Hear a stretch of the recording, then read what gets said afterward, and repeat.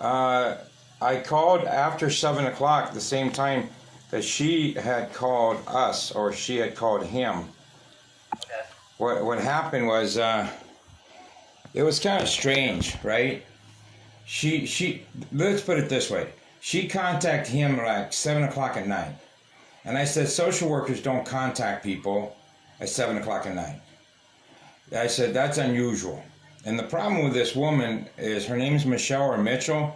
He lost the card. Initially, when I had him call CPS back in November, we went, I took him to Menifee to meet up with her and her other person, her other associate.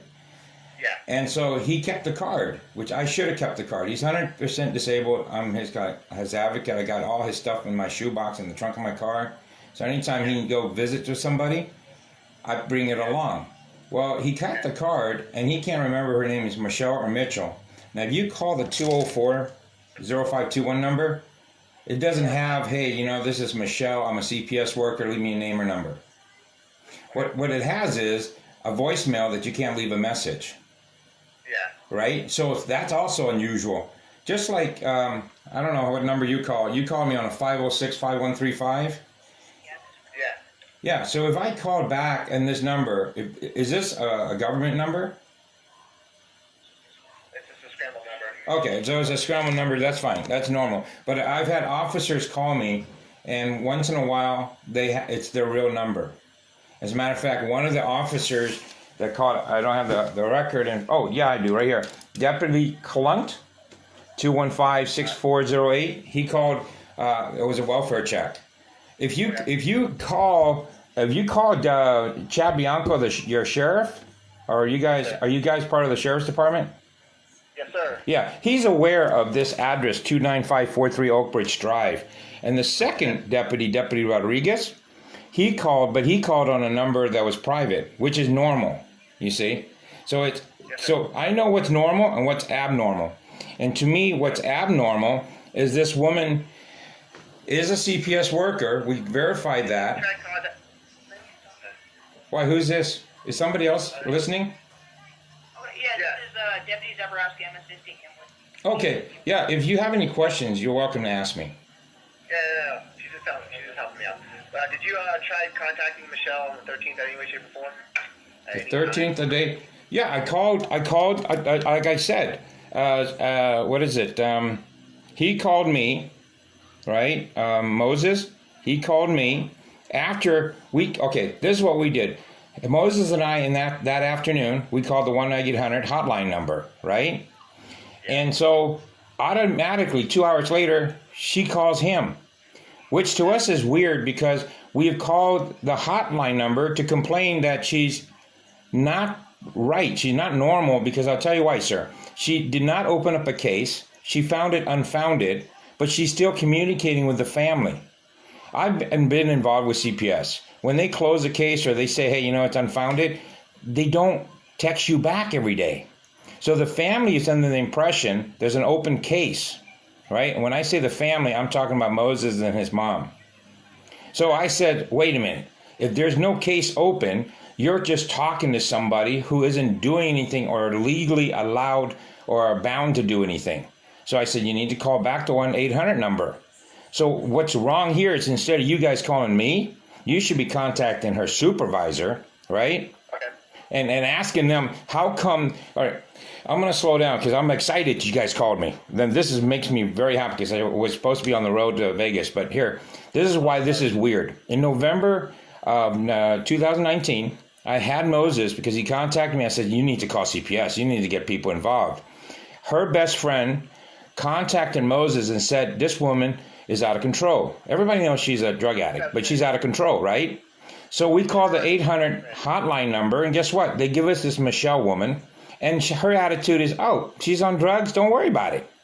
So then, a week after January 24th, he contacts me and says, John, she's been a drug smuggler. I said, this is awesome. Call the 800 number, call the CPS worker, right? And so now all of a sudden, the same CPS workers, her attitude is, oh, this is wonderful. We have confirmed that she has a job. Huh? Hello? Now, what I do is I'm a media guy, so I get excited when you guys call me because I've driven out to Imperial Valley Jail last weekend, and I did a video. I talked to the officers out there. This woman gets online, and she's asking for bail money when she can't get bailed. You see? So if you're getting a phone call from the CPS worker saying I'm harassing her, I'm not. Because if you call 204-0521, you can't leave a message. So how's that harassment? Can you say that number one more time, sir? Yeah, 951-204-0521. That's the number I called after I told Moses, because he sent me a text and I got him on the phone. I said, dude, I don't think the number, because she called him on a 704-7097.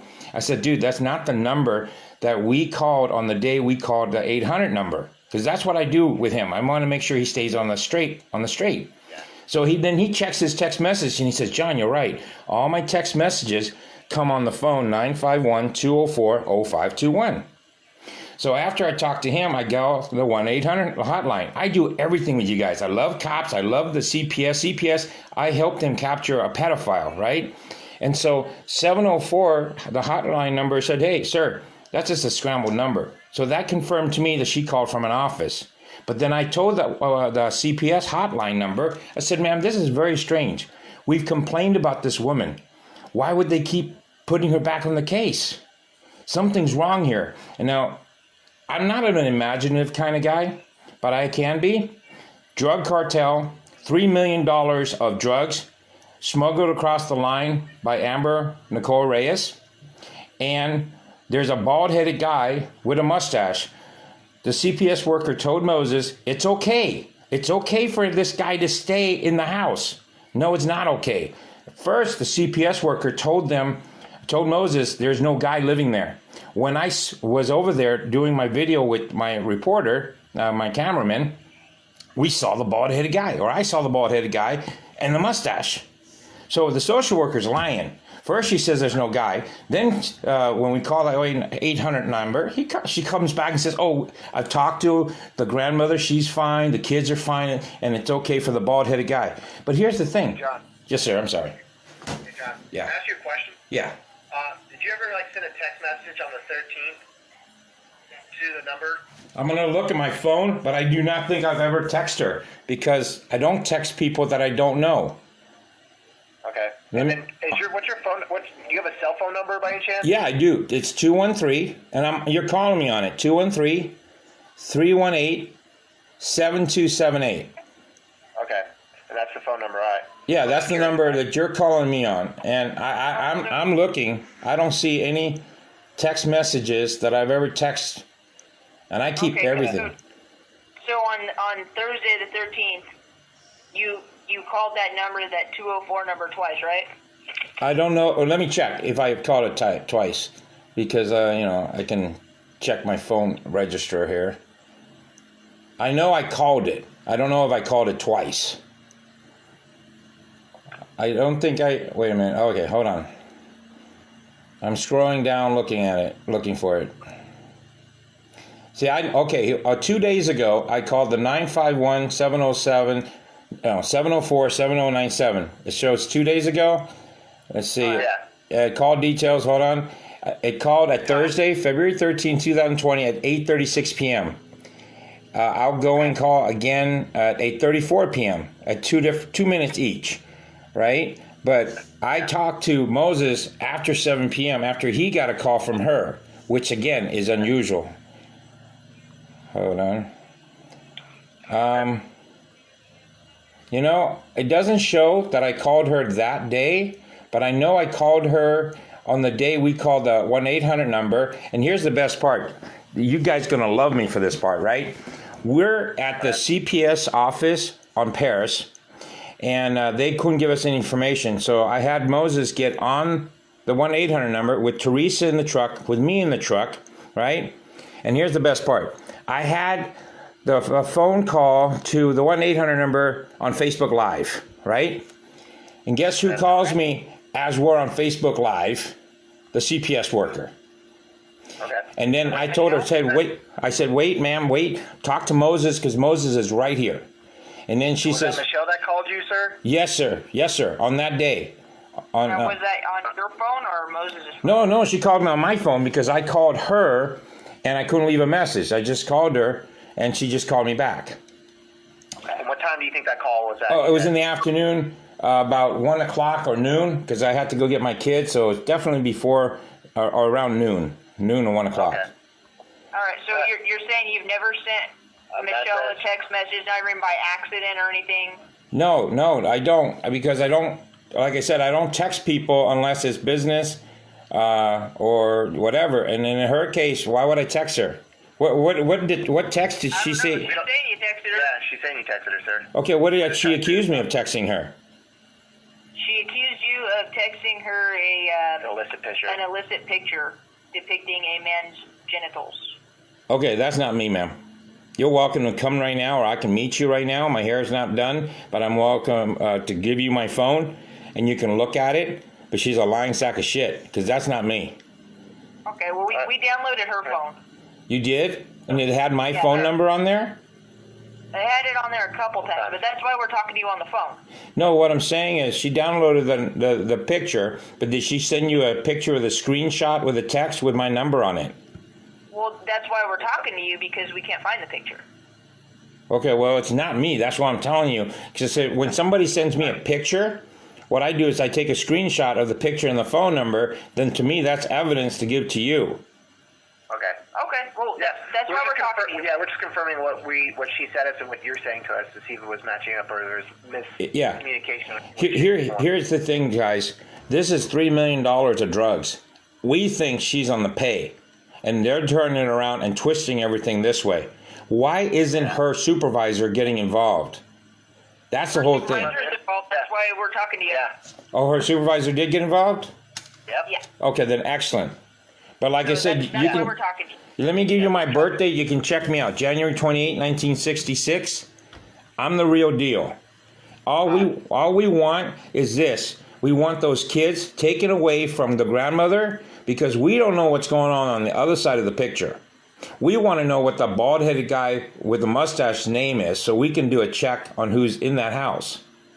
Yes, sir. That's the only thing fair. Now, when Deputy Clunt and Deputy Rodriguez went, right, they said that they checked the kids. That's all they can do. They can't go anywhere else.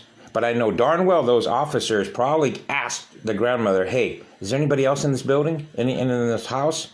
And I know she lied to them. All right, sir. Yeah, but you're welcome. My address is 6288 Jones Avenue. I'm running for mayor in the city of Riverside. I've got nothing to hide. That's All right, sir. I appreciate your cooperation helping us with this. yeah. All right, sir. Do you have Moses' number? Yeah. What is Moses' number, sir? Hold on.